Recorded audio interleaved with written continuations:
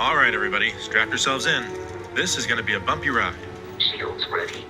I feel like I'm the kind of person Starfield was made for. I loved Bethesda's last single-player RPG, Fallout 4, maybe a bit too much. There's nothing I like more than a sci-fi universe with spaceships, lasers, and political intrigue flying every which way. You have my agreement. And yet, a dozen hours in, I was feeling lost in space. Things never went too far off course while I was flying my rinky-dink little ship around, chasing down mysterious artifacts and war criminals with a damn fine crew of companions at my side.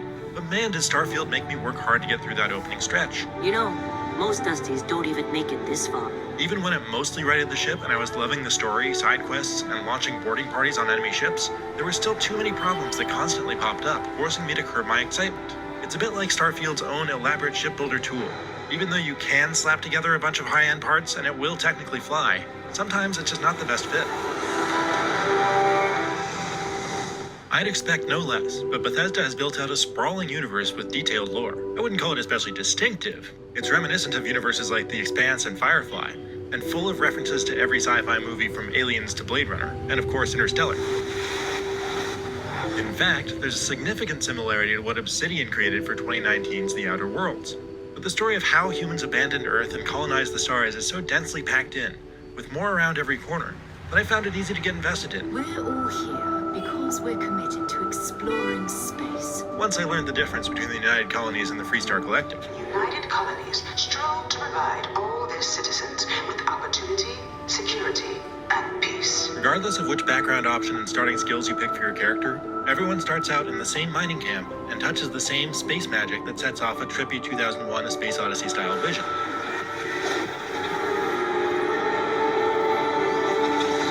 But after that, Starfield is an immense game that will send you off in all kinds of different directions once it hands you the keys to your first spaceship.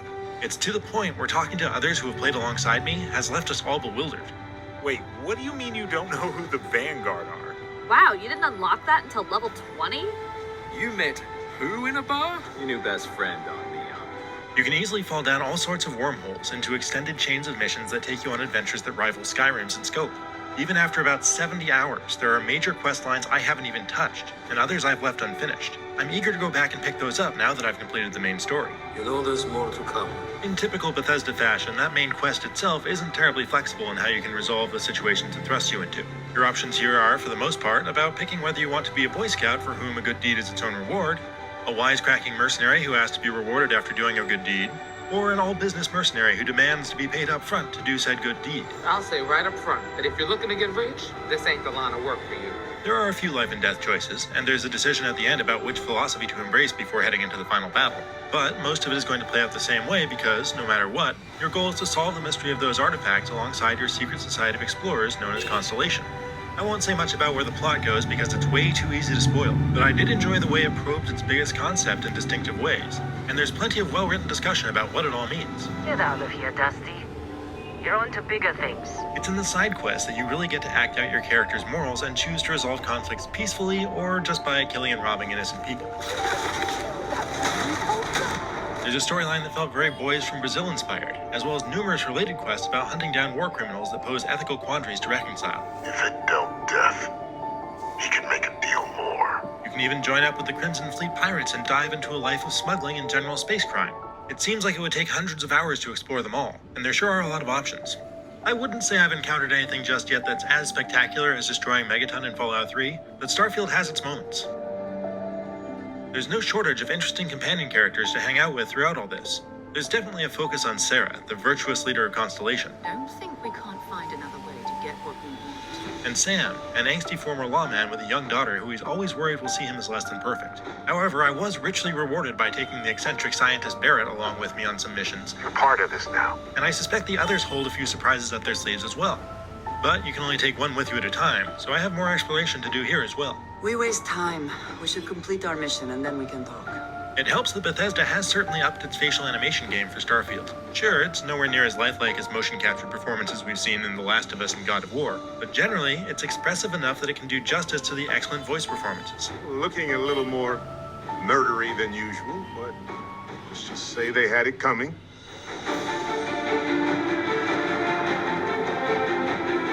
Starfield's problems, though, are glaring.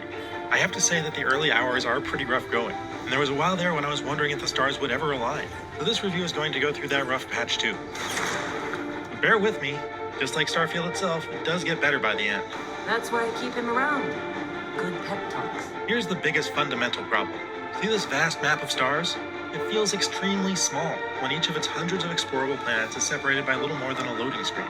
It didn't take long for me to realize that takeoff and landing animations are barely interactive cutscenes. They can often be bypassed by just going to the map screen and jumping to another planet without even setting foot on a ship. It's impossible not to compare Starfield's disjointed space travel to the seamlessness of No Man's Sky, and it's a bit of a letdown every single time. The next nuisance that irritated me no matter where I roamed is the fact that there are no actual maps, mini or otherwise. This screen is just not helpful at all. I spent way too much time searching for basic things like vendors to sell my loot to while I tried to memorize the layout of multiple settlements. And I expect most people will just look up community-made maps like the ones that IGN's guide team is working on anyway. Also, like Bethesda's previous RPGs, Starfield's playtime is roughly 30% inventory management, and yet it's shockingly bad at that task. You'll constantly need to transfer loot between your inventory and your companions or to and from your ship's cargo hold. But maddeningly, you can't view both at the same time like you can in Fallout 4 and Skyrim. Modders, if you're listening, please help. Those problems never got better during my playthrough. I just learned to live with them. The hump that I did work my way over, though, is that Starfield doesn't tell you enough about how its huge collection of systems work, and it trickles out the cool stuff too slowly. Out of the gate, you can't mod your equipment, you can't use your essential boost pack, and you can barely use stealth or board enemy ships at all. You can build outposts that are a lot like Fallout 4's settlements, but it doesn't tell you that you probably shouldn't bother with them early on because you don't need huge quantities of a single resource until way later. Speaking of, storage space on the first tier of ships is obnoxiously small for the amount of loot and resources you gather. I resorted to silly workarounds like throwing stuff on the floor of my ship like a space hoarder. What can I help you with? Eventually though, all that stuff gets resolved through upgrades and learning the ropes. It's also worth noting that the worlds you explore are generally visually different with varying gravity, but they're barren and lifeless aside from the crafted areas you visit in quests. I mean, yeah, you'd expect that from planets that are mostly untouched by intelligent beings, but that doesn't make them a lot more fun to run around. Outside of a handful of randomly generated outposts full of enemies to raid, all there is to do is scan trees and rocks or zap them with a mining laser. We just love rocks. Or sometimes scan and maybe shoot alien wildlife. It's a far cry from Bethesda's previous games, where you could barely swing a dead mud crab without hitting something cool. And it took a while for me to learn that I could largely just ignore this stuff. There's one part of the main quest that's pretty repetitive too. You're sent to investigate a series of ancient structures, and it's annoying that what you do inside of each one is completely identical. The rewards are different and enticing enough for me to want to chase them all down at least. But after the first few, I couldn't help but wish that Bethesda's designers had taken some inspiration from Breath of the Wild when it came to creating different puzzles for each one. So it wasn't until about a dozen hours in that I unlocked enough upgrades that the gameplay started to gel for me alongside the story. Starfield absolutely is one of those games that takes way too long to get to the good part. But the fact that it eventually did get its claws into me forced me to jettison all of the more like Starfield jokes I'd been workshopping out the airlock and focus more on what this sci-fi epic gets right, or at least does well enough. Filed under does well enough is combat, which is the solution to most problems unless you're extremely dedicated to the idea of talking or sneaking your way past most encounters with hostile pirates, robots, wildlife, and anything that looks at you funny. Not bad, and it's kept me happily plinking away with my tricked out laser rifles and shotguns, but it's not especially great either. Without anything new and exciting to fill the void left by Fallout's time-stopping path system, it's pretty standard stuff. To their credit, enemies do react in fun ways, and sometimes they'll flee if you killed off their friends. Plus, the modifiers on epic and legendary weapons and gear have some fun stuff going on that's not afraid to be game-changing. I found a rifle that does more damage as my health decreases and makes enemies more likely to drop med packs. I found a spacesuit that has a 10% chance to set nearby attackers on fire and made me invisible when I crouched and held still. That's kinda cool, and there's a lot more where that came from. The other side of combat is ship-to-ship battles, which are also fairly simple as space dogfighting games go. It's never not entertaining to blast away at pirates and watch the pretty explosions. There's some basic power management, but I rarely felt the need to fiddle with it in combat because most of the ships I bought or found had enough power to go around. The closest thing to VATS you get in Starfield is when you spend a skill point on target locking, which is an absolute must-have. Disabling weapons is a great way to even the odds when you're being ganged up on. But even better is when you take out their engines and board them. Some of the best moments in my Starfield playthrough have happened during these raids, as I went room by room mopping up enemies until I gunned down the captain and sat in their chair to seize their ship and its cargo for myself. I am definitely going full pirate next run through so I can do this all the time. Another highlight of Starfield is the sheer variety of spaceships flying through the settled systems.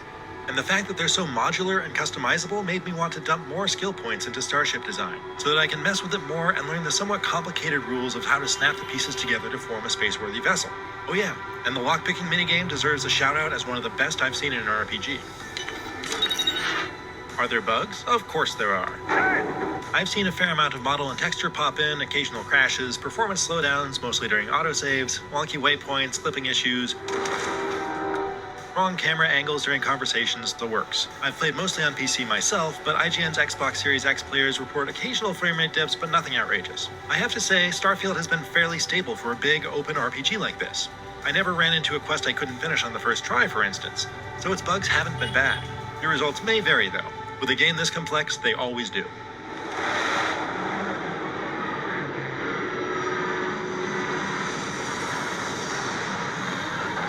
It's never a great sign when somebody recommends a game on the grounds that it gets good after more than a dozen hours, but that's very much the kind of game Starfield is, and I do recommend it. And to think, I almost went for coffee instead.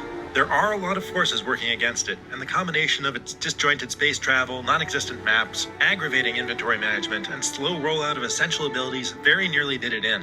It was the joys of piloting a custom spaceship into and out of all sorts of morally ambiguous situations in a rich sci-fi universe that eventually pulled it out of a nosedive. I might even let you fly me around sometime. I'm glad that I powered through the early hours, because its interstellar mystery story pays off, and, once the ball got rolling, combat on foot and in space gradually became good enough that its momentum carried me into New Game Plus after I'd finished the main story after around 60 hours.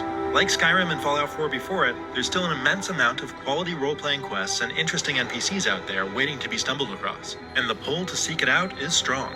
For more on RPGs, check out our reviews of Baldur's Gate 3 and Sea of Stars. And for everything else, stick with IGN.